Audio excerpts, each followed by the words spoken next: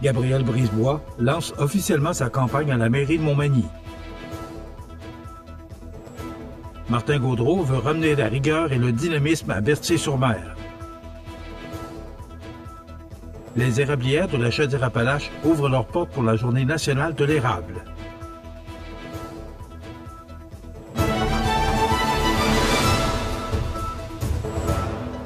Mercredi 15 octobre 2025. Bonjour mesdames et messieurs et bienvenue à votre bulletin d'actualité sur le réseau de télévision CMA TV.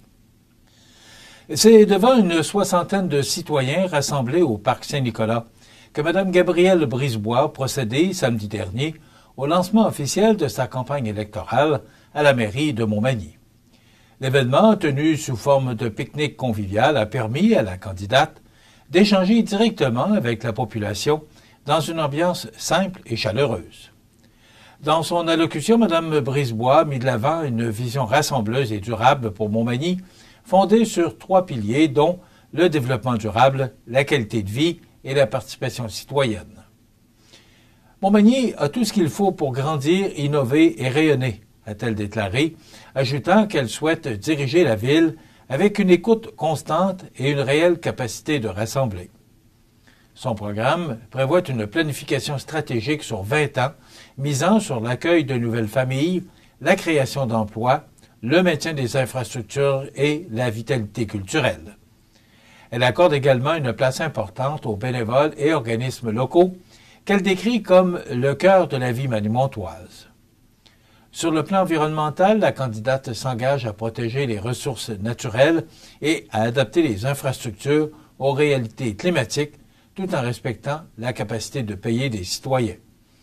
Elle souhaite aussi encourager la collaboration entre la ville, les organismes et le secteur privé pour développer des projets d'habitation abordables et inclusifs.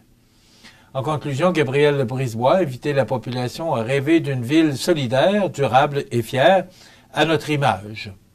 Son programme complet est disponible sur le site montmagnygabrielle.com. Rappelons que 2 autres candidats sont en lice pour le poste de maire à Montmagny, soit messieurs Pierre Bouffard et Michel Mercier.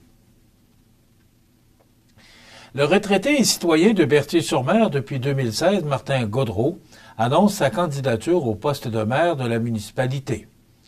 Fort d'un baccalauréat en administration des affaires et de plus de 32 ans d'expérience en gestion, logistique, marketing, finances et ressources humaines, Martin Gaudreault souhaite mettre son expertise au service des citoyens pour assurer une gouvernance rigoureuse et axée sur la transparence.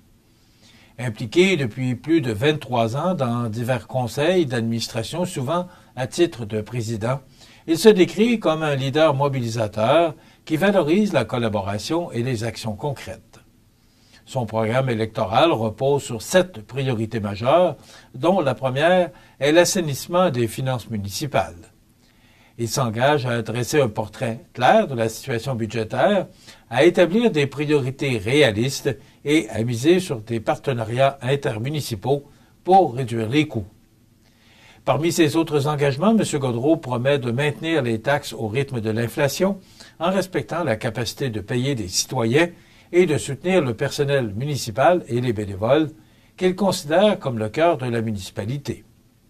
Il propose également la transformation de l'Église en centre multifonctionnel, un projet qu'il souhaite financer par le sociofinancement, des partenariats et des dons. Le candidat entend aussi moderniser le réseau d'aqueducs, développer la marina de manière responsable et bonifier l'offre de loisirs et de services de proximité afin de favoriser le bien-être des familles et des aînés. Un regard nouveau ne peut être que bénéfique pour Berthier-sur-Mer, affirme M. Gaudreault, qui se dit motivé à travailler de concert avec le conseil municipal et à demeurer à l'écoute de tous les citoyens. En conclusion, il invite la population à bâtir ensemble un milieu de vie fort, dynamique et inclusif une vision qu'il espère concrétiser en accédant à la mairie. D'ailleurs, M. Gaudreau sera notre invité à l'émission de demain, jeudi, le 16 octobre. Rappelons que 2 autres candidats sont en liste pour le poste de maire à Berthier-sur-Mer, soit Mme Chantal Godin et M. Raymond Langevin. Les érablières de la Chaudière-Appalaches ouvrent leurs portes pour la Journée nationale de l'érable. Tous les détails après la pause. Le restaurant Pizzeria Porto Bellissimo, un incontournable à Saint-Jean-Port-Joli. Pizza débordante de garniture, menus variés et abordables. Délicieux desserts avec des produits de grande qualité des gâteries de l'Ami. Porto Bellissimo et les gâteries de l'Ami, route de l'église à Saint-Jean-Port-Joli. Un chasseur chachant.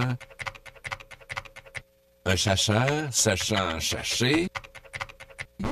Un chasseur sachant chasser sait s'équiper. Pour ta génératrice ou ton 4 roues, c'est chez Adrenaline Sport que ça se passe.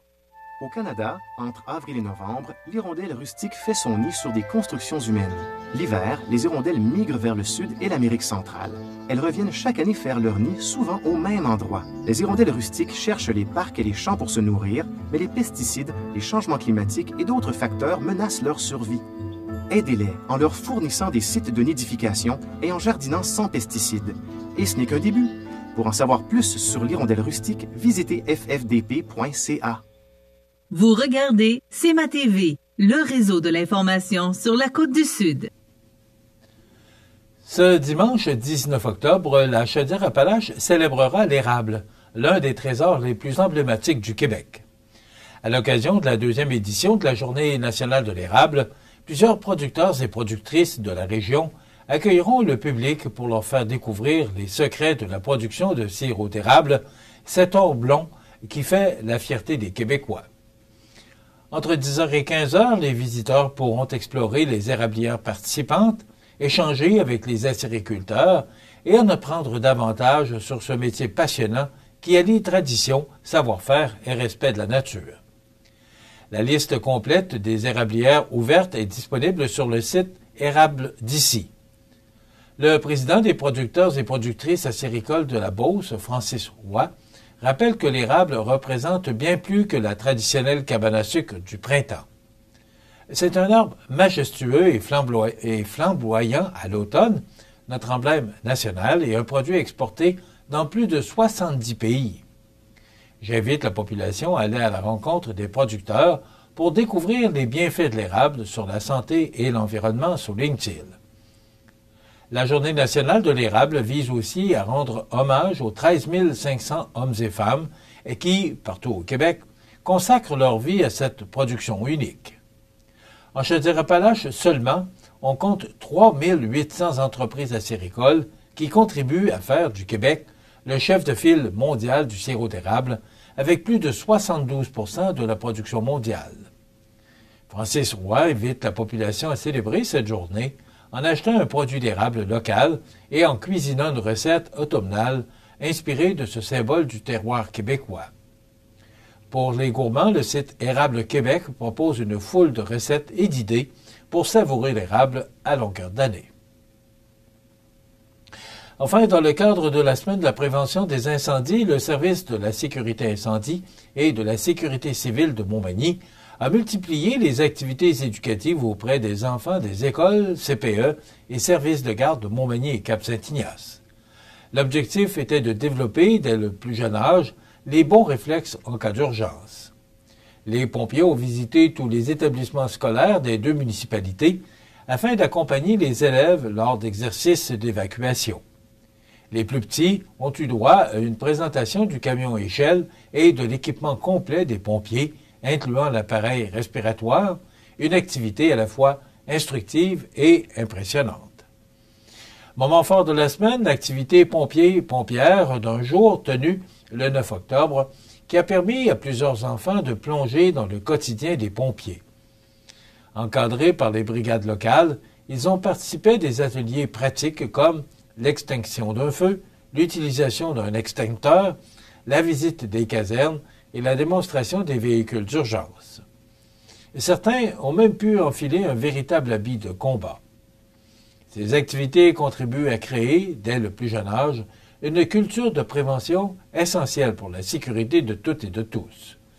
Nous remercions les directions d'établissement, le personnel éducatif et les jeunes pour leur accueil enthousiaste et leur collaboration, souligne Pierre Boucher, directeur du service incendie.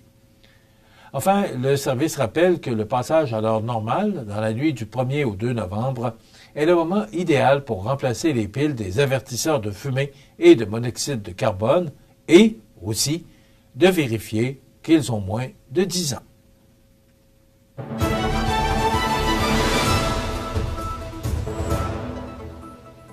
Au sport, la troisième semaine d'activité de la Ligue de hockey Côte-Sud a offert tout un spectacle vendredi soir, alors que 4 matchs figuraient au calendrier. En effet, 2 équipes demeurent invaincues, dont le Plastic Mort de Saint-Damien avec 3 victoires et le Family Prix de Saint-Joseph avec 2 victoires. À l'opposé, les Épévistes de Saint-Charles ont subi une 3e défaite consécutive, tandis que les Hunters de Saint-Prosper encaissent leur 2e revers. À Montmagny, le décor Mercier a offert à ses partisans une ouverture locale spectaculaire, en l'emportant 8-6 face aux Éperviers.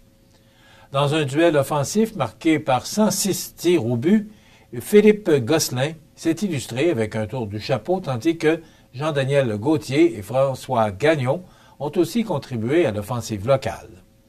Les visiteurs ont toutefois livré une chaude lutte, marquant 6 fois, dont 2 buts spéciaux signés Louis-Philippe Charret et Alexis Hudon. Du côté de Saint-Gilles, les mercenaires de Lotbinière ont levé la bannière de leur championnat devant 485 spectateurs, mais la fête a été gâchée par le Plastic Mort de Saint-Damien, victorieux 5-4 en prolongation. Raphaël Corriveau a inscrit le but gagnant, son 2e du match, tandis que le gardien William Boily a été solide devant 55 lancés.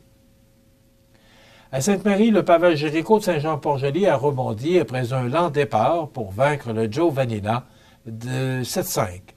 Mené par Zachary Dumas, auteur d'un doublé, les visiteurs ont explosé avec 5 buts en 3e période pour arracher la victoire dans une fin de match enlevante.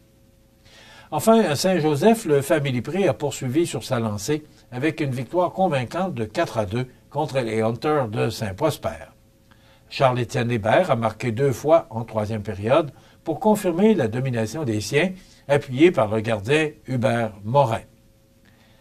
La prochaine fin de semaine proposera 3 affrontements alors que Saint-Charles visitera Saint-Prosper et Saint-Jean-Port-Joli se rendra à Saint-Damien vendredi, tandis que Lotbinière affrontera Saint-Joseph dimanche au centre Framéco.